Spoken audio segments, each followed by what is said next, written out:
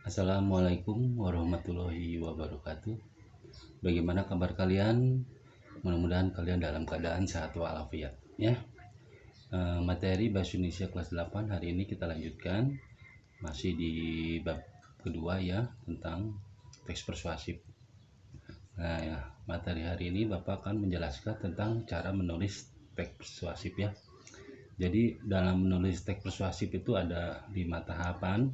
Nanti yang akan Bapak jelaskan satu-satu. Dan Bapak mengingatkan kembali agar kalian tetap semangat untuk mengerjakan ya, karena di minggu kemarin masih banyak di antara kalian yang belum menyelesaikan soal atau latihan yang Bapak berikan ya. Bapak mengingatkan kembali agar segera menyelesaikan yang belum di materi sebelumnya, harus segera menyelesaikan sebelum mengerjakan materi yang sekarang ya. Nanti Bapak akan cek di link materi tugasnya di Google Form ya.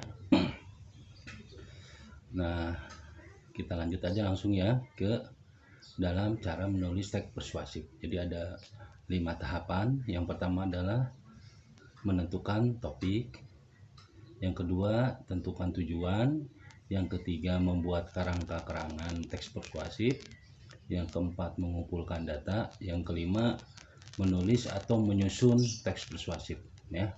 Kalian perhatikan, kalian dengarkan, kalian siapkan catatan dan alat tulisnya ya, karena materi yang Bapak sampaikan hari ini nanti akan Bapak berikan soal ya. Kalau kalian tidak melihat materi ini, kalian mungkin akan kebingungan dalam mengerjakan soal yang nanti akan Bapak berikan ya. Boleh dicatat, Bapak akan menjelaskan secara pelan-pelan saja ya. Yang pertama adalah menentukan topik. Nah, dalam membuat atau menulis teks persuasif itu yang pertama itu menentukan topiknya ya. Jadi menentukan topik itu adalah merupakan kita mencari gagasan utama atau bahasan yang akan diangkat dalam teks persuasif. Nah, biasanya topik yang dipilih itu kita cari yang bisa memudahkan kita dalam merumuskan tujuan dan mengumpulkan informasi atau data. Karena setelah kita menentukan topik, kita tinggal menyesuaikan informasi dan data tersebut dengan topik yang kita pilih ya. Makanya untuk menentukan topik kita harus mengumpulkan data dulu ya, biar kita mudah dalam menentukan topiknya. Yang kedua adalah tentukan tujuannya ya. Nah, secara umum jadi teks persuasif itu memiliki tujuan utamanya itu adalah untuk mengajak pembaca agar percaya dan bergerak untuk mempercayai atau bahkan melakukan hal-hal yang dibahas dalam teks persuasif. Nah, jadi tujuannya itu harus dibuat sesuai dengan topik bacaan yang diangkat. Jadi ya, intinya dalam menentukan tujuannya itu agar mengajak pembaca agar percaya ya apa yang kita tulis dalam teks persuasif.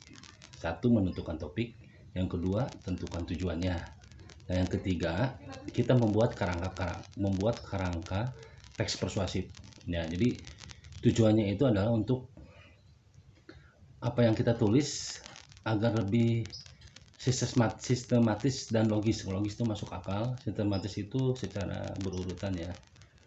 Jadi kerangka teks persuasif menggunakan ada kata sebab dan akibat ya.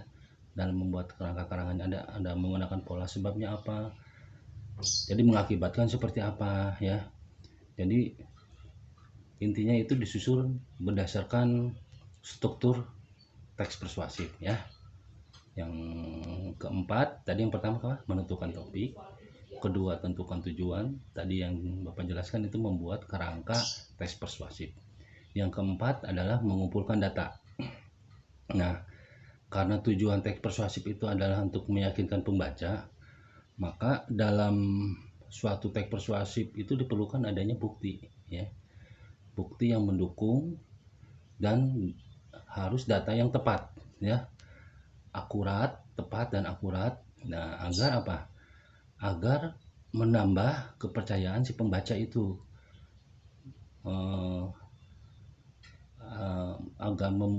agar pembaca itu percaya apa yang kita tulis dan informasinya itu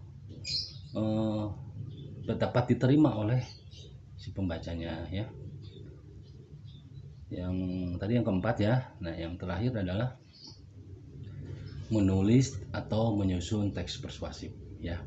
Nah, jadi langkah yang terakhirnya itu adalah menyusun teks persuasif dengan mengembangkan data yang berdasarkan kerangka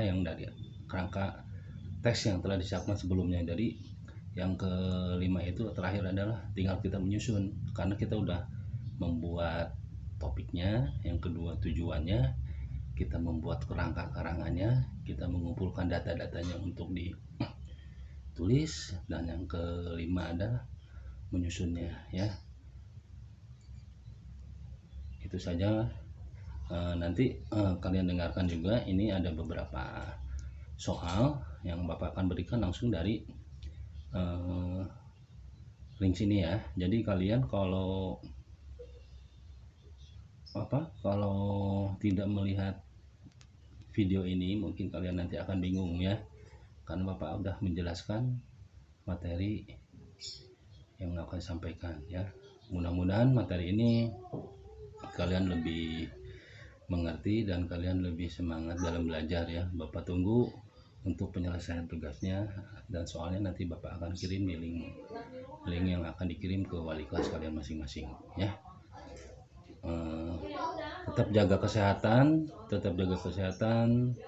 ya, ikuti protokol kesehatan, makan makanan yang bergizi, jangan lupa berdoa, dan ucapkan terima kasih kepada orang tua kalian yang telah memberi fasilitas buat kalian ya untuk tetap belajar online ya.